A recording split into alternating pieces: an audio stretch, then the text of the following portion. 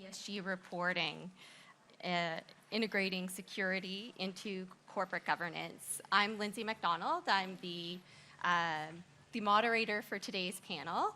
I'm coming from St. John, New Brunswick, from Cook Aquaculture.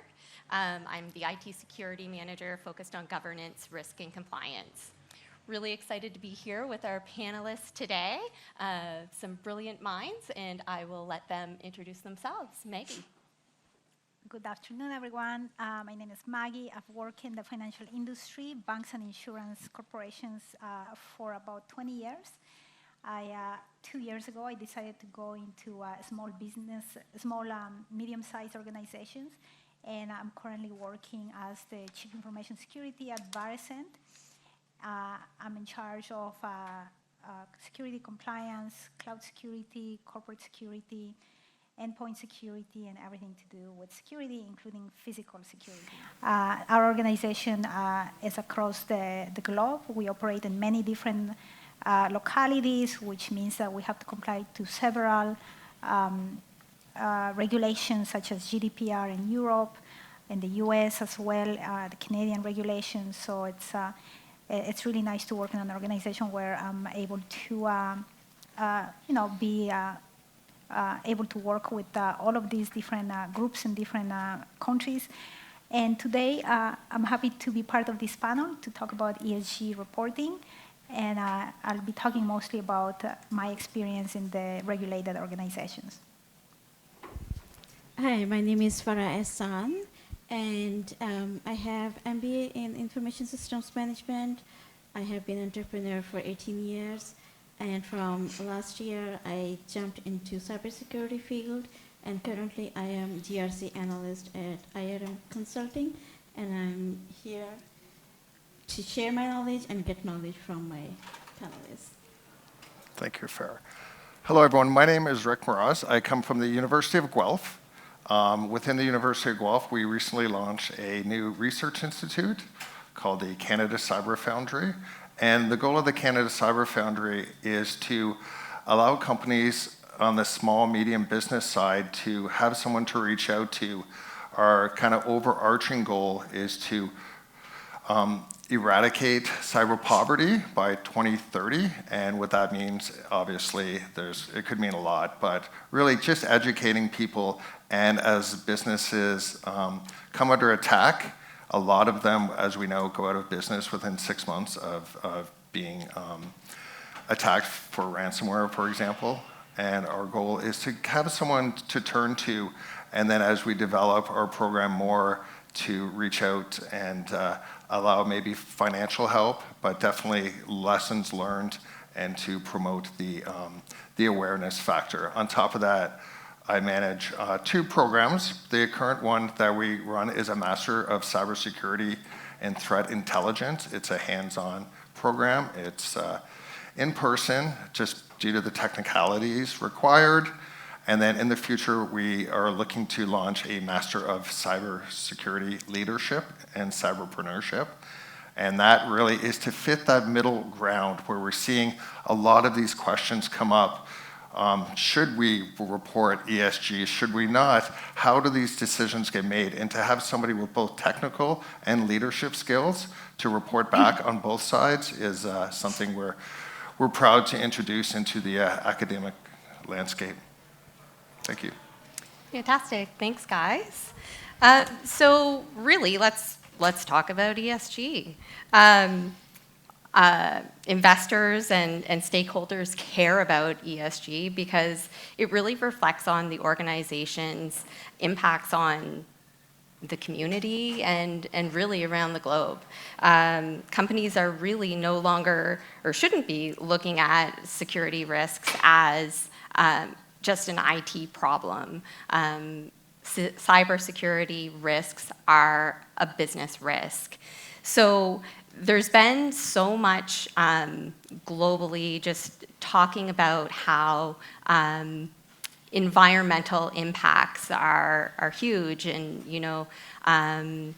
transmissions of gases and resource management and emissions.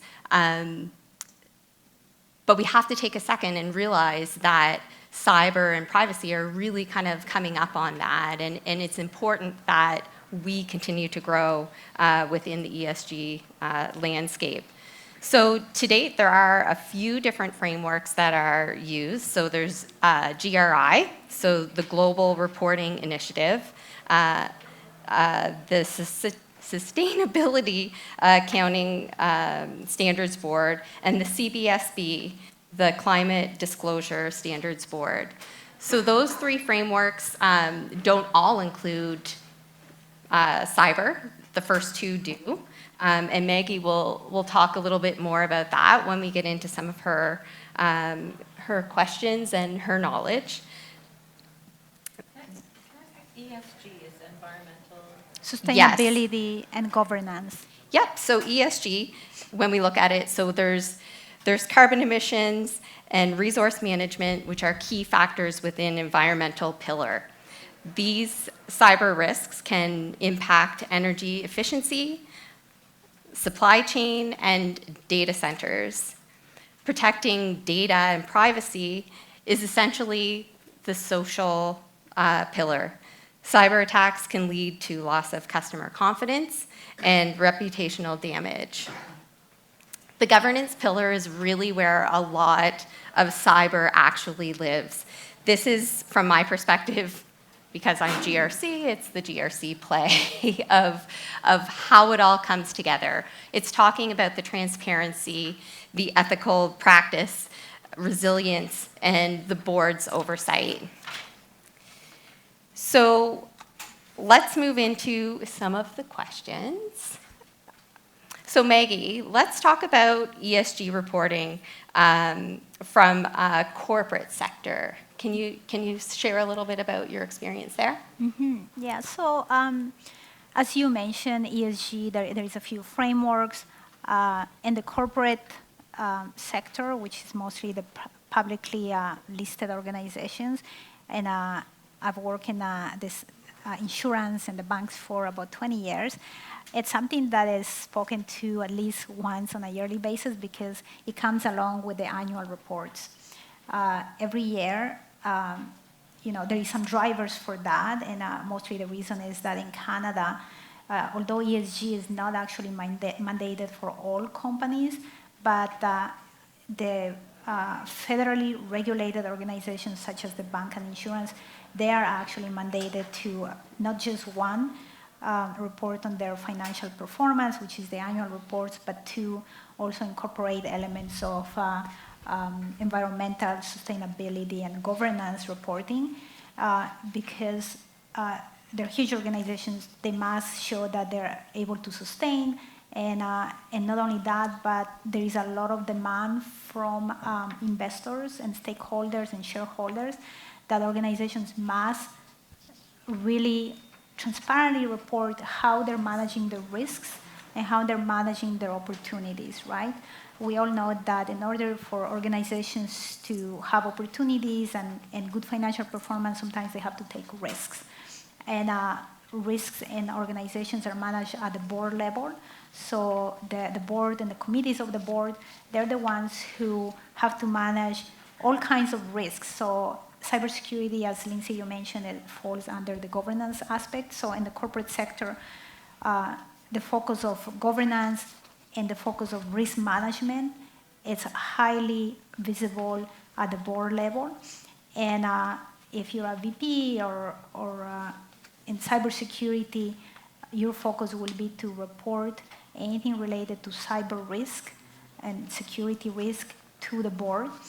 And as companies are doing these duties on a regular basis, providing reports to financial regulators like OSFI, for example, all of these kind of can be nicely packaged at the end of the year and reported in the ESG report. The ESG report obviously comes with many sections. There are the 3 pillars, and I'm just talking about the governance aspect, where the cybersecurity is part of.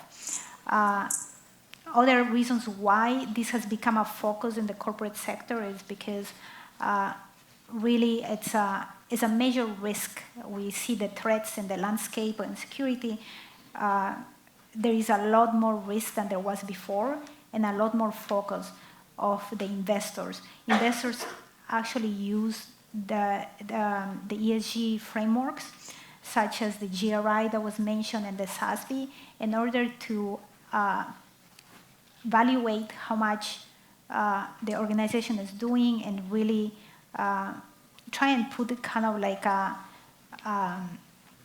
tag to the value that the organization is providing to the stakeholders, the transparency, and so on.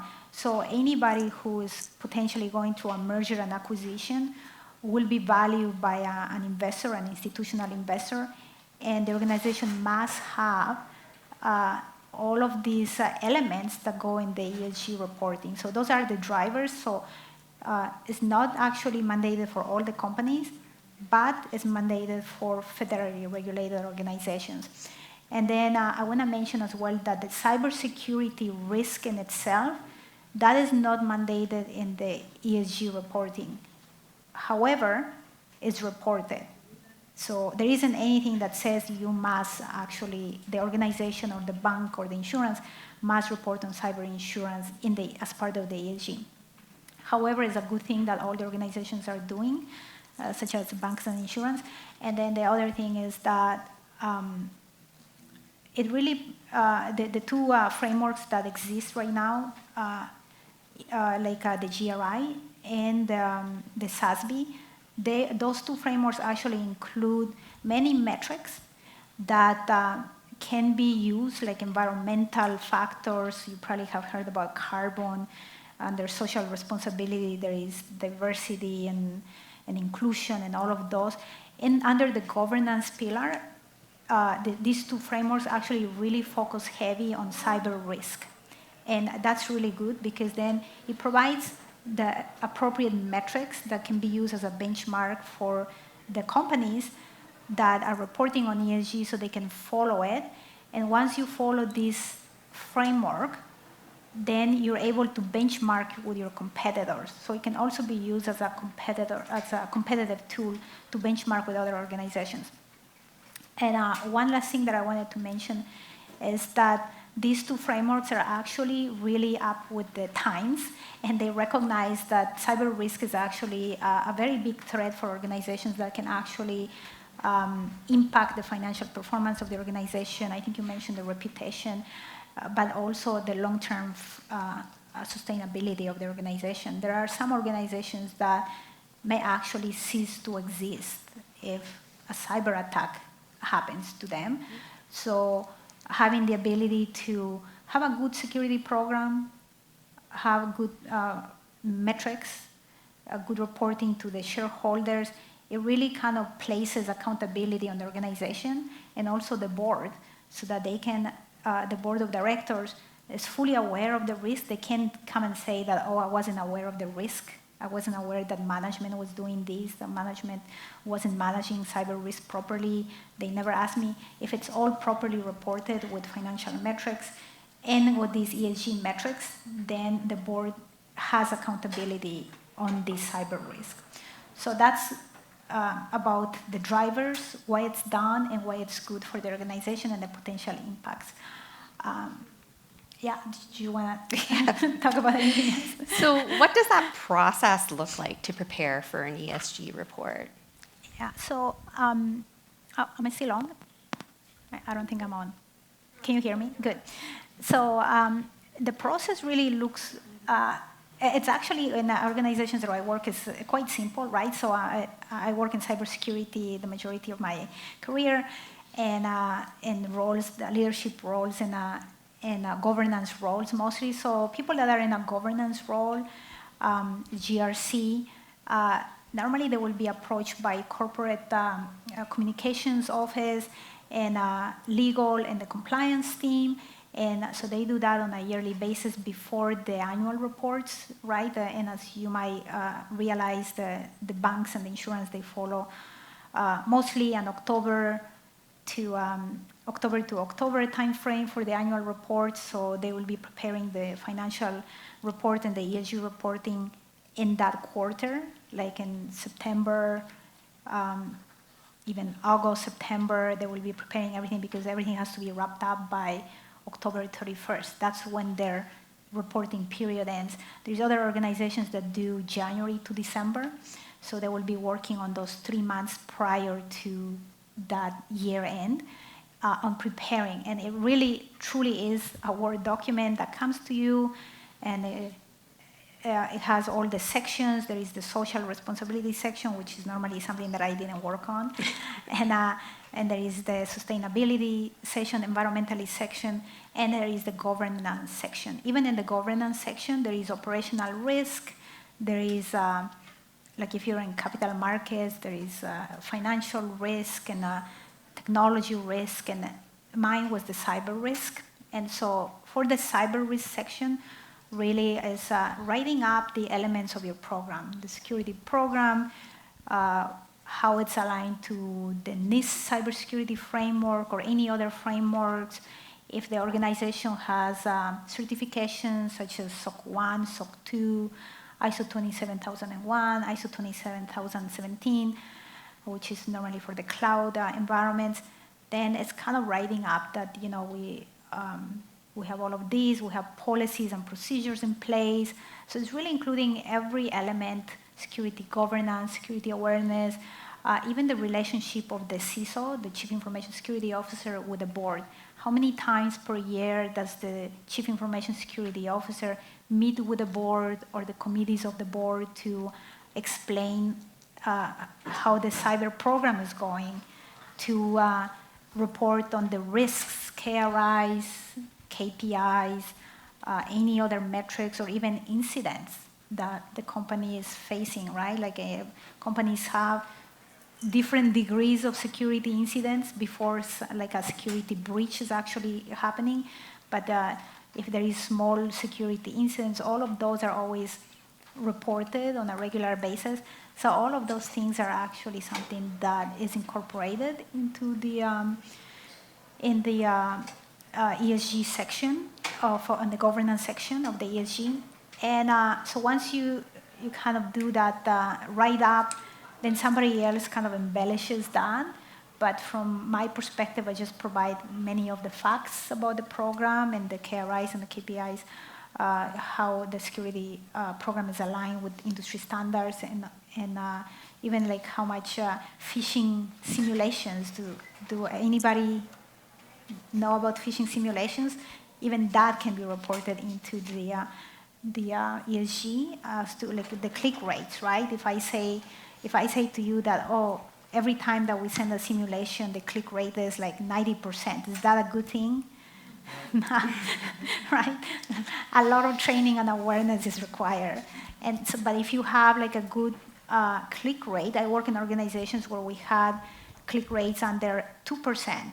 That is really something good that shows it's actually how you're measuring the effectiveness of your security training, right? And so that's something that is nice to report on, to say like, you know, we issue hundreds of thousands of simulations,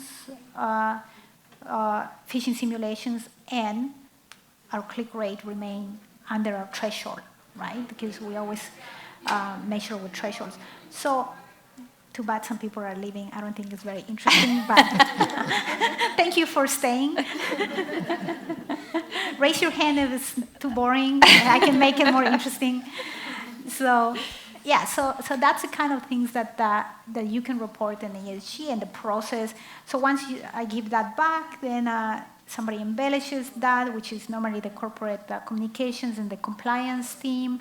And then it gets back like a couple of rounds, and then then I approve, and then my management approves, which normally the CIO, and then you can search it online, the ESG report, and then you will be able to see what was written there, right? I still sometimes go and look at my past reports online and what I wrote there, because if I'm in a new company, I'm like, oh yeah, I should also write about that. We do that here, right? So that's kind of the process that we go through. Have you worked through both of those different frameworks? Is there significant differences between the two of them? To be honest, I only became aware of these frameworks that are actually new and recent just recently. When I was actually doing the reporting, I wasn't aware that You're paving we're the way. actually following some sort of framework. And I mean, they are, some of them are quite recent. Some of those, like the, I forget the one of the three of the common ones, they actually are not even including the cyber risk. Right. They only talk about climate, right? There is a climate framework. But then the GRI and the SASB, they are very conscious about including cyber risk on it. And it's nice, like for somebody who, and I guess maybe we'll talk about in the academia, and we'll talk about in the not-for-profit and small, medium-sized organizations, right? If you're not doing anything and you have no idea where to start, it will absolutely be a good idea to go and check out the SASB framework and see, oh, okay, what elements do you include, right?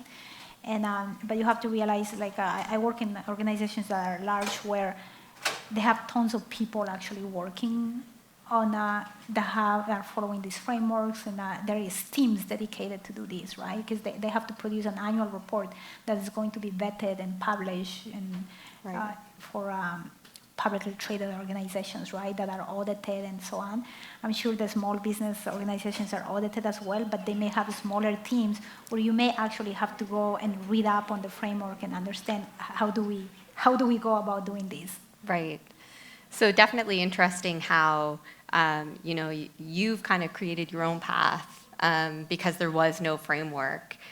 So now kind of having that path laid out sometimes either muddies the waters or makes it much clearer as you begin to move forward. Yeah, I think it probably is. I think it's probably better to have a framework to follow than kind of do something. And I think in cybersecurity, right? Like I started in cyber in 2005, where I was talking to some people where, like, now we all know what OWASP top 10 is, but back then, like, we were just making it up, right? Like we were actually doing things like checking for like SQL injections, this and that, but we didn't actually have a name for it, right? Like we were basically, so I think cyber is a field where, and all of these other like frameworks continue to evolve and mature or actually get created and invented for the first time. It's a little harder to kind of do without knowing, and you're kind of like paving the way and inventing versus like, I think it's easier to just kind of follow a framework that gives you a very good idea of where you should go and where you shouldn't go. Yeah, setting those boundaries. What about NASDAQ's ESG reporting guide? Yeah, so to my understanding, NASDAQ is not really, they don't really enforce ESG reporting for a publicly listed company, but I'm not so knowledgeable about anything else about NASDAQ. Okay, great. Okay, so let's change our focus a little bit away from corporate and talk about not-for-profit. So Farah, what are your thoughts on not-for-profit? Should they kind of stay on the sidelines of ESG? In my view, as a GRC analyst, they should come into full swing ESG reporting, because right now they are following only CSR, which is corporate and social responsibilities, and it is like just they are focusing only on the corporate volunteering and lowering carbon footprint, and also they're focusing on charities. But ESG reporting is more assessment for the investors. Like it's more about sustainability. Like it depends on like environment, your water pollution, your air pollution, and deforesting, waste management, and also in social perspective, like you have equality and you have fair wages, and also internal corruption, lobbying. So they cover the whole entire area. And if they are coming with the ESG reporting, they have to come up with integration with cybersecurity because they have large fundings and they have lots of data about their clients and their bank accounts, their credit cards. So if they have like robust encryption and they have some threat detection programs in their cybersecurity program, it will help. It will make them transparent, and they will stand out in the eyes of donors and investors, because investors and donors like organizations who are more like environmental caring and who are transparent. And the next step will be how you take this proposal to the organization CEOs and CFOs. So you have to give them some solid example, real life example that, for example, in 2017, Equifax has a data breach, and they have, they did not only lose their finances, but also their credibility. And so we can give this example, and also the IBM and Microsoft, they have integrated cybersecurity with their ESG, and they have increased their share prices. So with all these examples, I would say not-for-profit and the small organization, they should report annual ESG reports. Mm-hmm. Yeah, absolutely. It's funny, we were talking over lunch about how donors are donating to not-for-profit organizations, and how their personal data is just out there. What are the thoughts on that? Yeah. So the first thing first is they should ensure a robust cybersecurity program and the governance, so they can measure with the gaps and controls within the organization to improve their cyber posture and security. Right. Yeah. So it definitely, having that strong base of their program in place from a security perspective will then allow them to start reporting on that if moving through the ESG program. Yeah. Great. Okay, so if we switch gears again, we'll go over to you, Rick. So Rick is going to talk to us a little bit about his view on small to medium-sized businesses as well as academia. So how do you consider small to medium-sized businesses in academia in the ESG space? Yeah, I think not to use an MBA term that always comes out, but it really depends. Really, as a small business, you need to understand where you are in your landscape, and much like any risk mitigation, you need to determine, is this something we should do? And if it is, what is the competitive advantage to doing it? So anytime you get into these type of decisions, you have to look at the risks involved, you have to look at the costs, you have to look at the resources, and you have to look at the opportunity costs. If we invest in writing this level of a report, what are we not doing?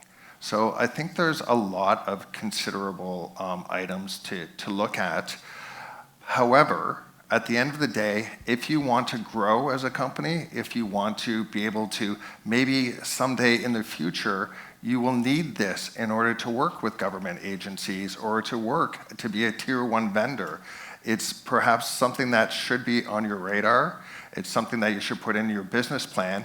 You can start very small, work your way up. Much like anything, a maturity level, it's okay to start, get it recognized, get moving. In my mind, there is advantages to doing this. What they are for each business obviously would differ compared to their competitors. However, I think of it more like a DEI, where if you look 10 years ago, not many businesses had this integrated. Now we see it, and correct me if I'm wrong, you need to report the diversity of what your board looks like. You need many report on the diversity levels of their employees, women in positions of board or power, really.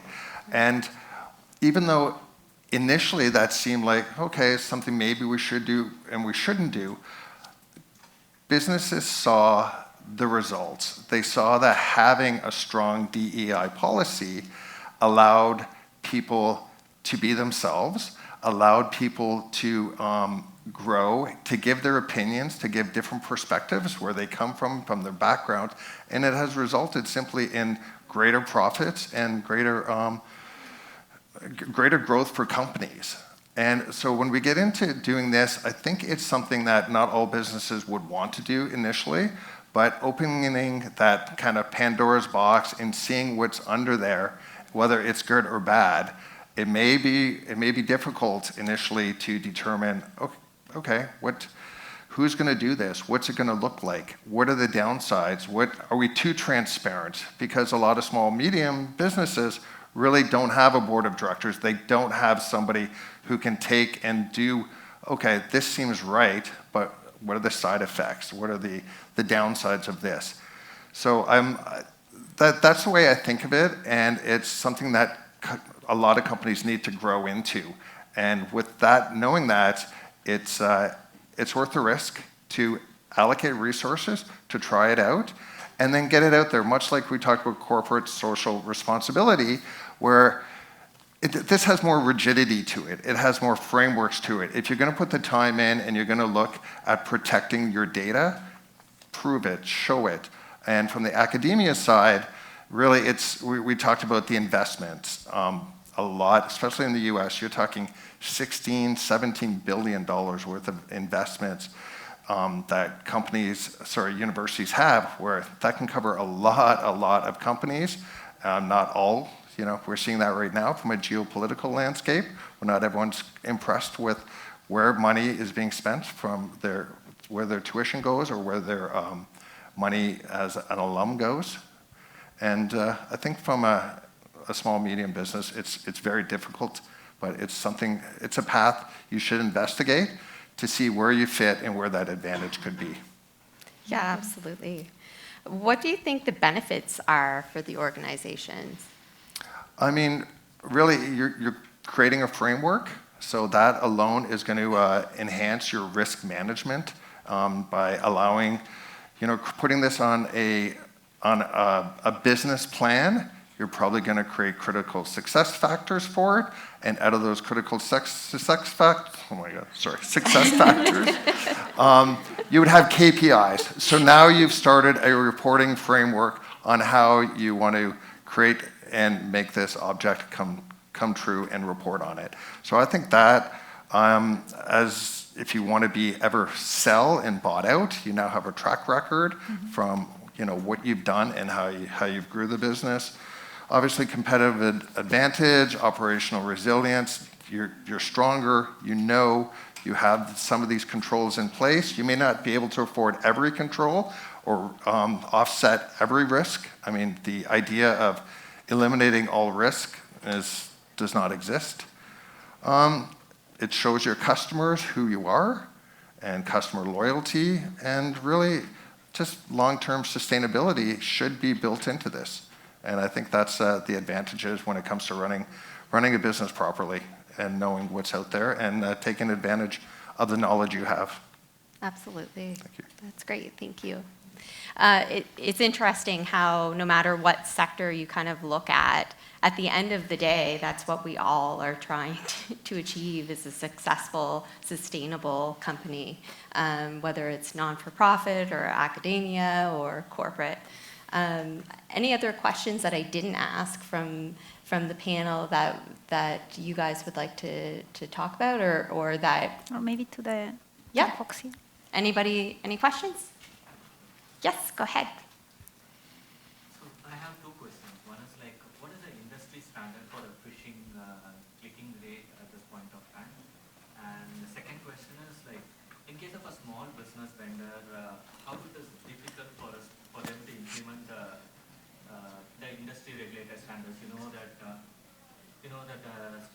standards would be like very difficult, or it's cumbersome, like you need lots of resources and investment to do it, right? From a small vendor perspective, how difficult it is to implement it, or what is the best possible solution for them to do this compliance standards? I can answer the phishing. There isn't per se a standard for the phishing and clicking rates. However, there is benchmarks, and so if you can look it up. Cofense, they publish their benchmark because they're dealing with a lot of organizations that are using their tool, and they actually show on their website like what the benchmark is, right? And I believe it was like 11% a couple of years ago. I'm not into, like, I don't manage directly the phishing stuff. There is my compliance peers that do it. And so that's that. There is also the Verizon report. If you're familiar with, you can check there as well. And they're not standards, but they are benchmarks that you can follow. One of the things that we used to follow is the benchmark there in Verizon and the one in Cofense. And we look at, when I was in the insurance sector, I look up at what is the insurance standing up.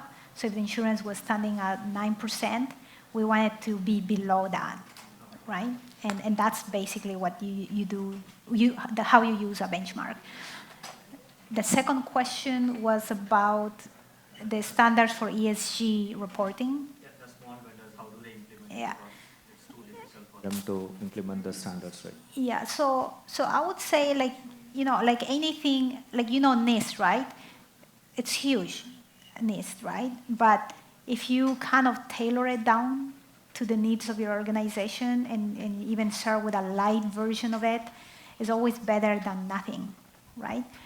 The NIST cybersecurity framework is, is something to guide organizations. It was initially for critical infrastructure, and now it's for everyone with the recent updates. So just like that framework, all these other frameworks, like the ones that we mentioned, that you can check up, the SASB, SASB, and GRI, you can look them up if you're a small organization or have somebody maybe in the finance team or the corporate communications team, look it up. And you may, if you're in cybersecurity, you probably want to look it up, but you want to just focus on the governance side and the cybersecurity one. There is always, these frameworks are always there, not to use them verbatim, but to kind of tailor them and use them according to who you are as an organization. That would be my advice there. And I would add into that, when it comes to internal phishing campaigns, I mean, they're fairly straightforward and simple to do, and then you can start to create your own data as you improve. A lot of risk, I wouldn't say most of the risk, has to do with your user community.